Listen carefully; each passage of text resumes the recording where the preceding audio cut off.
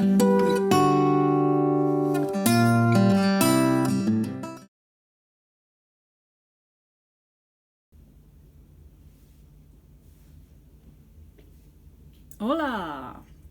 So today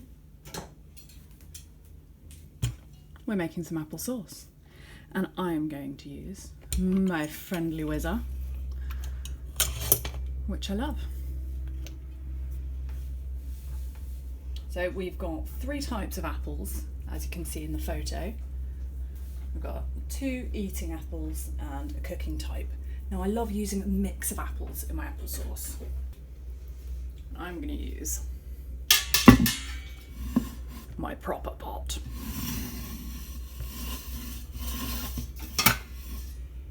So this pot is about the size, it's a big stock pot, and it's about the same size as my 23 quart Presto canner.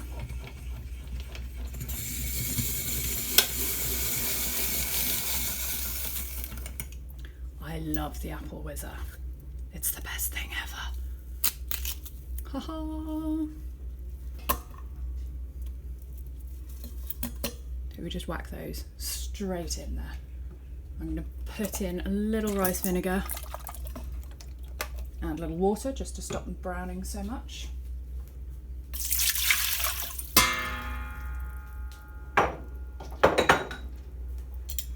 Now I like using a mix of apples in these, and I find it gives a nicer texture. I like my applesauce slightly lumpy, which may not sound appealing, but it's really very tasty. And that then it comes out perfectly for apple turnovers in a pinch.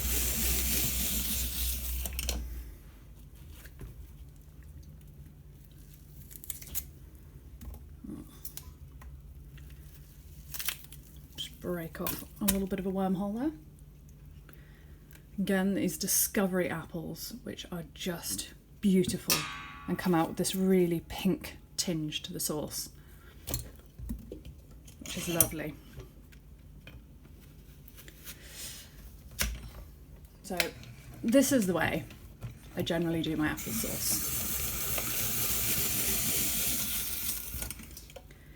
Now what I do also do sometimes is I do a smooth lot. Look at the colour. Look at the colour there.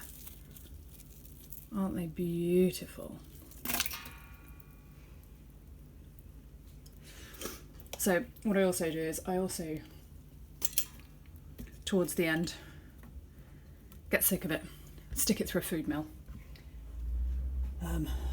When I've reached the last lot of apples and I can't be bothered to whiz them through anymore.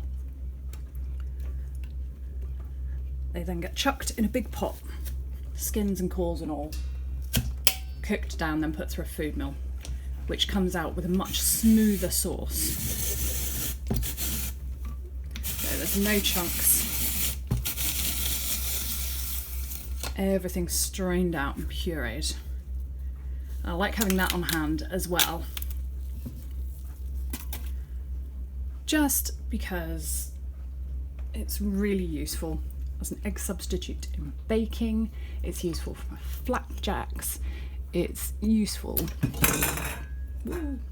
for leathers as well. You can just straight out of the jar into the dehydrator. Easy fruit leather snacks for the kids. So, stalk end in first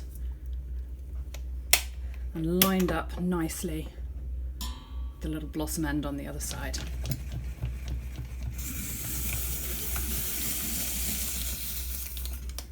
Gives you some good exercise as well. You'll have strong arms after this. Give that a little mix around in that water. Now what I'm actually going to do is I'm going to put this on heat now. I'm going to continue whizzing the giant box of apples that I'm very lucky to have. And the sauce will cook down as I go. Bye bye giant pan.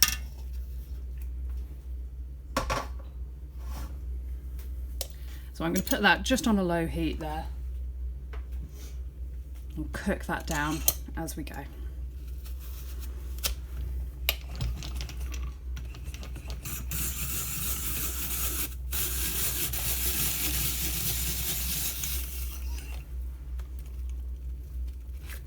I'm not even going to bother breaking them up anymore. I'm just going to lob them in like that. They'll break up as they cook. Last one.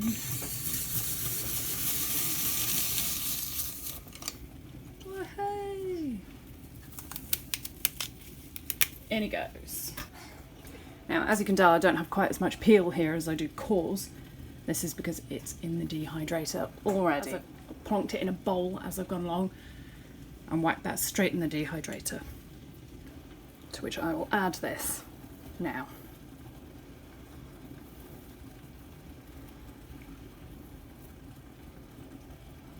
Come with me. So here is the last bit going in the dehydrator. See, that's all full. I've not been too cautious about it. Just piled it up in there. And I'm going to stick it on now.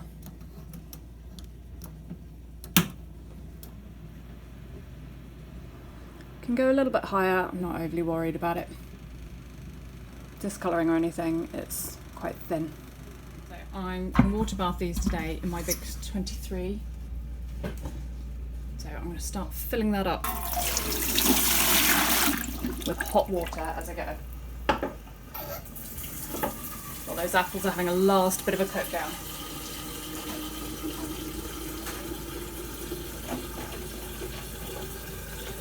I'm going to whack in a nice big slosh of vinegar, because we don't want lime scaly jars.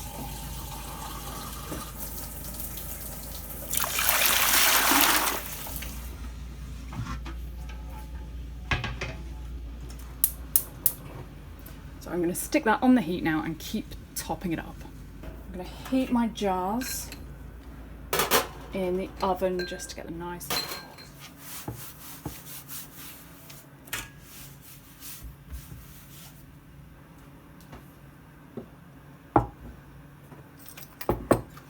I've got my rings, my clips. So that's my jars out of the oven. I've got my funnel at the ready. And I'm going to get ladling this in now.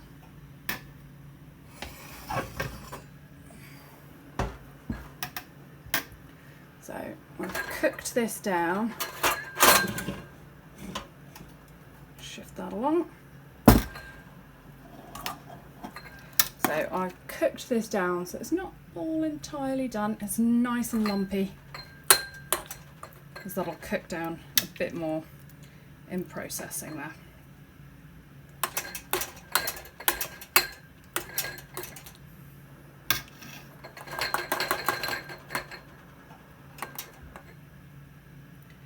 I like using the 370s for applesauce. I find they're just the right size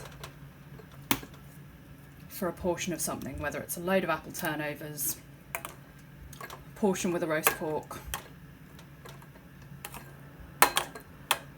It's just the right size that you're not going to waste it.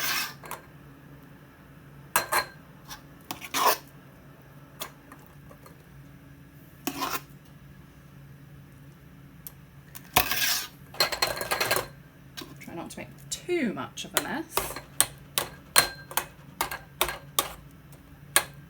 But I think we know that's a foregone conclusion.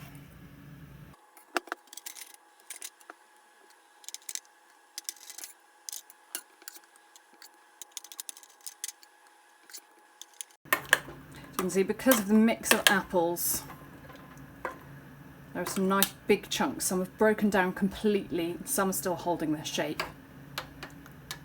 which I just find makes a really good texture in the finished sauce.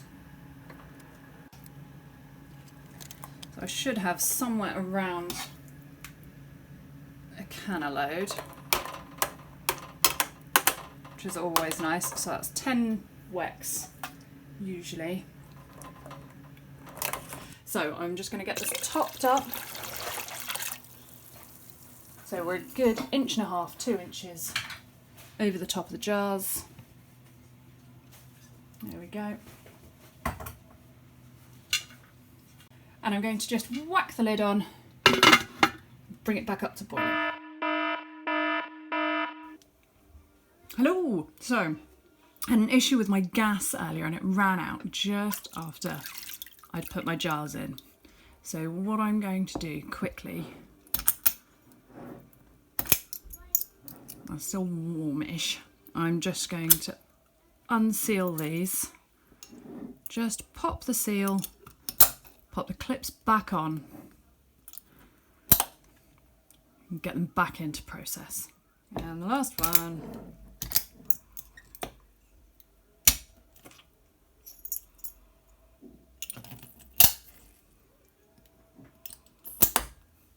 Voila. So I'm going to get these back in, get that water back up to boiling and start my processing time.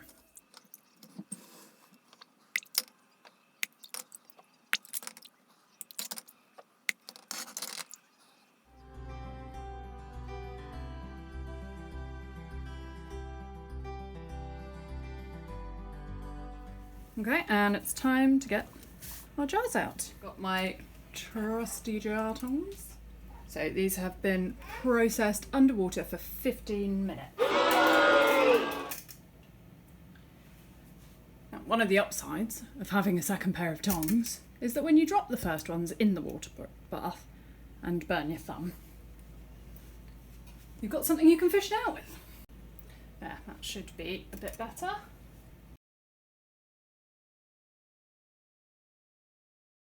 So I'm going to let these sit for 24 hours and then we'll check them.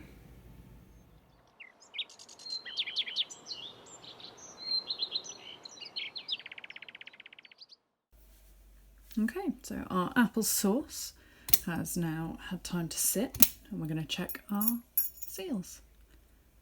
No, that is absolutely on there. I can't break that if I tried. So we're being very careful when we're taking the clips off. Always put your thumb on top to stop them springing off and bring it out and over. Because you don't want them pinging off all over the place.